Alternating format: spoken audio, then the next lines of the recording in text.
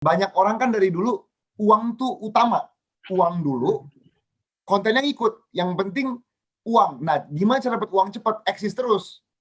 Gimana cara eksis terus? Harus drama terus. Kalau kita drama, kita dibahas Line Today, itu otomatis orang tertarik sama kita ditonton terus gitu kan. Nah, Bener.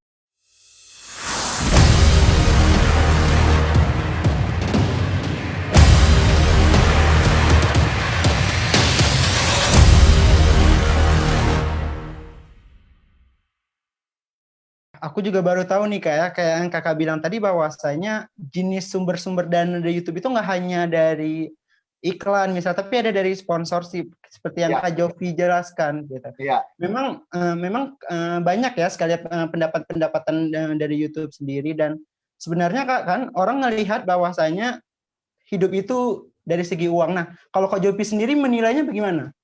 Nah, pertanyaan yang bagus tuh. Ini namanya Danilo ya, Danilo. Ya. Danilo, pertanyaan baik. Gini ya, masa gini, kalau kita ngeliat dari segi uang, gue sangat suka uang, gue sangat menghargai uang. Cuma kalau kita melihat dari uang itu kadang-kadang nggak ada ujungnya. Benar. Karena kalau kita bisa mencapai berapa ratus juta, berapa miliar, kita pasti akan menginginkan lebih. Selalu. Kita pasti mau lebih dari apa yang kita punya. Benar. Gue sama adik gue tuh lebih memvalue ini semua dari impact. Oke. Impact terhadap penonton kita. Jadi dari dulu tuh gue sama Andovi menekankan konten dulu, uang tuh akan nyusul. Kalau ada uang, kita berterima kasih. Kalau nggak ada uang, ya kita coba usaha lagi. Nah, banyak orang kan dari dulu, uang tuh utama. Uang dulu, kontennya ikut. Yang penting uang. Nah, gimana cara dapat uang cepat? Eksis terus. Gimana cara eksis terus? Harus drama terus. Kalau kita drama, kita dibahas Line Today, itu otomatis orang tertarik sama kita ditonton terus gitu kan. Nah, gue sama Andovi paling menghindari hal-hal seperti itu. Jadi kayak gue sama Andovi tuh fokus utamanya kepada karya. Kayak yang terakhir kalau pernah nonton, ada kita pernah bikin rap battle Prabowo Jokowi. Kita tuh dan di rap battle Prabowo Jokowi itu aja kita tekankan bahwa lu mau dukung Prabowo sebesar mungkin atau lu mau dukung Jokowi sebesar mungkin, jangan berantem. Kita sama-sama rakyat Indonesia loh. Kita apa gunanya kalau 1 tahun menjelang pemilu atau 6 bulan menjelang pemilu kerjaan kita cuma berantem? Itu nggak ada Indonesia sama sekali. Kita sama-sama saudara loh. Nah, jadi memang hal-hal seperti itu sih. Kita tuh pokoknya lebih penting pesannya. Nah, kebetulan banget, mungkin karena pengemasan gue sama Andovi ini menarik, pesan-pesan kita ini berbuah uang. Jadi kita lumayan beruntung bahwa pesan-pesan kita ini banyak yang viral, banyak yang menghasilkan uang, tapi kita memastikan bahwa pesannya itu utama, uangnya itu kemudian. Nah, Oke, begitu. luar biasa sekali ya, lebih menekankan pada packaging ya Kak ya. Karena seperti yang kita lihat bahwasannya YouTuber sekarang, kalau dari Kak Jovi sama Kak Andovi sendiri itu lebih dengan genre yang seperti apa itu sebenarnya YouTube? Karena saya lihat tadi ada yang edukasi, tapi ada yang humor juga gitu. Tapi kalau dari Kak Jovi sama Kak Andovi lebih kemana tuh Kak genrenya? Untuk channel kita atau untuk YouTube sekarang? Untuk YouTube sekarang dan channelnya juga. Oke, jadi kalau untuk YouTube sekarang itu sebenarnya di eksistensi, itu genrenya. Genre, gua nggak tahu itu ada genre atau nggak, tapi kita bikin aja genre itu. Nah, genrenya eksistensi. Benar. Dia buat apapun supaya dia eksis. Nah, kalau saya sama Andovi, emang kita udah sama yang tadi gue bilang, kita nih bener-bener di pesan. Kayak contohnya gini, kita waktu merayakan 1 juta subscribers kita kan kita lihat nih di dunia tuh orang ngapain. Oh, banyak yang tiba-tiba ngasih uang ke fans, banyak yang ngasih laptop, banyak yang ngasih HP, giveaway banyak. Terus gue ngeliat, ya bagus sih giveaway membantu orang, bagus, cuma nggak membantu yang membantu-bantunya. Gue pikir nih, apa sih yang paling ngebantu orang? Apa yang paling ngebantu orang dalam hidupnya? Terus tiba-tiba, ya gue lihat ke diri gue sendiri, yang paling membantu diri gue untuk mencapai titik sekarang adalah pendidikan. Jadi gue sama Andovi memutuskan, ya udah daripada kita kasih HP, kita kasih apa-apa, kita kasih beasiswa kuliah. Oke. Dan kita ngasih beasiswa kuliah ke 3 anak untuk dia kuliah sampai lulus. Sekarang mereka udah di semester 5. Semoga mereka lulusnya nggak semester 12 ya, jadi mahal. Semoga mereka lulus tepat waktu. Cuma itu dia. YouTube itu bagi kita itu hal yang personal. Benar-benar. Gini, ngasih beasiswa itu nggak bikin, itu bukan hal yang hot, bukan hal yang bakal dibahas atau apa, kayak bukan hal yang populer. Cuma itu adalah sesuatu yang bagi gue sama Andovi, itu hal yang penting, dan hal yang kita rasakan adalah penting. Jadi kita tuh ngelakuin sesuatu karena bagi kita itu penting, bukan untuk eksis. Ini gue benci banget orang yang lebih eksis, lebih penting eksisnya daripada kepentingan kebutuhan kita sebagai manusia gitu. Itu yang gue benci gitu sekarang. Iya. Karena Bang ya, kalau menurut dari sisi gue ya, gue sebenarnya kontra terhadap giveaway. Karena ya kalau gue boleh sharing, giveaway itu sebenarnya lebih kita memberikan pada orang yang bisa jadi mereka nggak membutuhkan. Karena kan giveaway itu lebih ini ya Bang ya, maksudnya mereka ya bisa jadi mereka orang kaya tapi mereka dapat gitu. Nah, tapi bagaimana caranya kita memberikan hadiah, dia menghasilkan suatu karya. Itu kalau dari gue ya Bang. Itu gitu. Karena analisis yang bagus banget Danilo, bahwa sasarannya tuh nggak tepat gitu kan. Sasarannya siapa tahu yang menang, misalnya yang menang HP udah punya 2 HP. Iya, benar. Kan kalau bagus banget, ini gue belum kepikiran selama ini. Gue mikirnya di arah lain ya. Cuma itu ya, kalau gue ngasih beasiswa, emang gue screening dulu siapa nih yang butuh uangnya, siapa yang benar-benar mau pendidikan. Nah itu tuh yang kita cari. Kita benar-benar cari, oh ini orang butuh, ini orang mau punya pendidikan. Oke deh, kita kasih dia beasiswa. Benar. Jadi emang berguna. Impact-nya ya Bang. Berimpact dan berguna. Ya.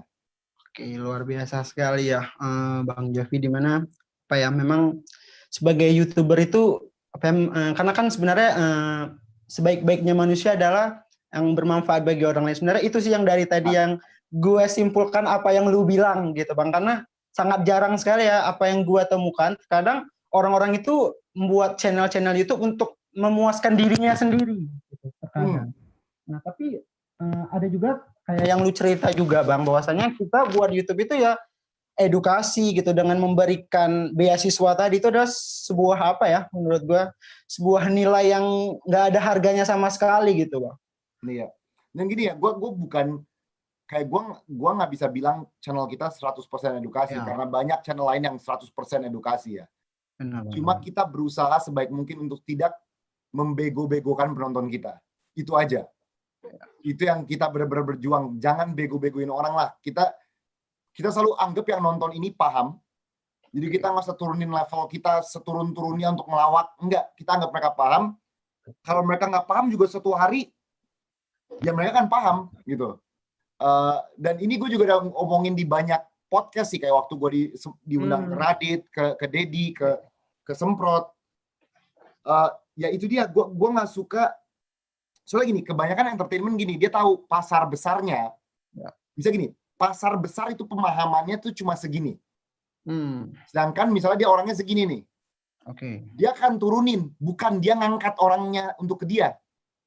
Dia akan menurunkan dirinya supaya pasar paham. Kalau gue tuh lebih, jangan turun nih. Kita naik bersama yuk. Kita sama-sama naik level nih semuanya nih. Supaya kita semua berkembang. Soalnya kalau gini, kalau orang, misalnya orang pinter, orang kaya atau apa, semuanya berusaha memuaskan pasar terus, dan bukan membantu naikin level dia, ya level pasar di situ terus. Kalau lu paham maksud gue. Pasar tuh nggak akan meningkat, akan di situ terus, karena diturunin terus ke dia. Mendingan kita naikin semua bareng-bareng. Nah itu sih, itu konsep besar entertainment yang gue suka tuh kayak gitu. Oke, dan konsep entertainment yang lu bilang tadi, apa ya, sedikit banyak udah lu terapkan nih Bang. Luar biasa sekali. Udah lumayan banyak, tapi bikin stres juga. Oke Bang, kita lanjut ya ke pertanyaan selanjutnya. Nah, seperti yang kita ketahui sekarang, bahwasanya banyak nih orang-orang yang memulai dunia YouTube itu banyak banget. Contohnya di teman-teman kampus gua lah, itu banyak banget Bang. Nah, tapi mereka terkadang bingung nih Bang, konten apa yang disuguhkan gitu. Terkadang orang pengen ini yang kayak lu bilang tadi, dia pengen kayak si A, YouTuber B, tapi mereka tuh lupa atas value-nya diri sendiri mereka gitu. Nah, menurut lu gimana sih Bang cara kita untuk bisa konten apa yang kita suguhkan untuk masyarakat? Mungkin ada tips nih Bang dari lu Bang. Nah ini dia nih, YouTuber nih bagi gue, YouTuber atau konten kreator nih pekerjaan yang menipu. Oke. Kenapa? Dia terlihat mudah dan dia terlihat sangat accessible. Semua orang yang punya kamera bisa menjadi konten kreator. Yep. Tapi justru dia tuh sama kayak semua pekerjaan lain. Ibaratnya gini ya, tiba-tiba semua orang kayak, gue mau jadi arsitek yuk. Kalau emang lu nggak ada passion menjadi arsitek, sulit. Oke. Emang utamanya itu gini, adalah gini, kita semua bisa gambar rumah, kita semua bisa desain dikit, bisa lah. Tapi untuk menjadi arsitek, untuk menjadi pembuat konten, itu tuh hal yang sulit. Nah, oke deh, arsitek sama YouTuber, titik masuknya lebih sulit arsitek pada YouTuber. Karena arsitek butuh belajar dan lain-lain, YouTuber hanya butuh kamera dan modal nekat dan berani. Cuma, kalau kalian lihat permainannya, karena modalnya cuma nekat sama berani dan pede, semua orang main di situ. Yep. Nah, mana mungkin penonton nonton 1 juta orang kan? Penonton pasti nonton 1 sampai 10 orang sampai 20 orang per hari. Jadi lu berkompetisi dengan 990.000 orang. Jadi itu dia. Ini profesi yang kelihatan mudah, tapi sebenarnya sulit. Kenapa? Karena volume lawan kita tuh banyak banget. Lawan kita tuh sangat amat banyak. Ketika lo dan teman-teman lo upload konten di kampus, berapa puluh ribu orang juga upload konten di kampusnya, di rumahnya atau apa gitu kan. Nah, ini numbers game yang sangat ribet. Jadi, sebenarnya yang bakal yang bikin lo lebih maju dari kompetitor lo adalah pertama gini, banyak orang di tahap pertama tuh nyerah. Dia upload, nggak ada yang nonton. Dia upload 5 kali, nggak ada yang nonton. Dia upload 10 kali, nggak ada yang nonton. Ya karena, kenapa? 2 juta orang lain juga upload 5 kali, 10 kali. Lu harus lebih hebat dari 5 juta, 10 juta orang lain. Lu upload 100. Kalau yang terkenal dari 100 cuma 2, ya emang itulah permainannya. Ini permainan seperti itu. Iya kan? Karena titik masuknya sangat mudah. Kita ini harus membuat sesuatu yang lebih hebat. Nah, sayangnya zaman sekarang orang lebih hebatnya di mana? Lebih hebatnya di sensasi. Lempar bata ke waria di Bandung. Ngomong anjay, melarang omongan anjay. Hal-hal yang pas kita dengar pertama kali, ini orang ngapain sih? Tapi kita jadi kepo. Kenapa nih orang kayak gini gitu kan?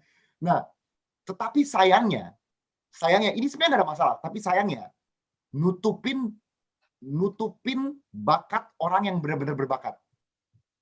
Jadi bayangin deh, sembari orang ini upload lempar bata di jalan, pasti banyak orang juga lagi upload video yang berguna bagi hidup kita. Tapi ini ketutup karena media milih bahas yang ini nih. Media 3-4 hari ngebahas ini doang. 3-4 hari kita sebagai konsumen nggak tahu hal lain dari media ya, kecuali kita cari sendiri. Kita nggak tahu hal lain dari media kecuali ini. Nah makanya PR-nya sebenarnya bukan di kita doang, PR-nya itu di media, di penonton. Ini PR-nya di sistem ini nih. Kalau kita mau memperbaiki sistem ini dan naikin konten-konten yang benar, itu media harus berperan, konten kreator harus berperan, penonton juga harus berperan. Ini semuanya harus berperan. Media dan sistemnya itu ngedukung buat kita bakar rumah. Bukan untuk kita ngelihat rumah kebakar, enggak. Dia ngedukung kita, semakin lu sensasional, semakin lu dinaikin, semakin lu disorot, semakin lu dibahas Line Today, lu terkenal, lu kaya. Jadi semua orang ngambil jalur itu. Coba setahun ke depan, coba aja di eksperimen gila.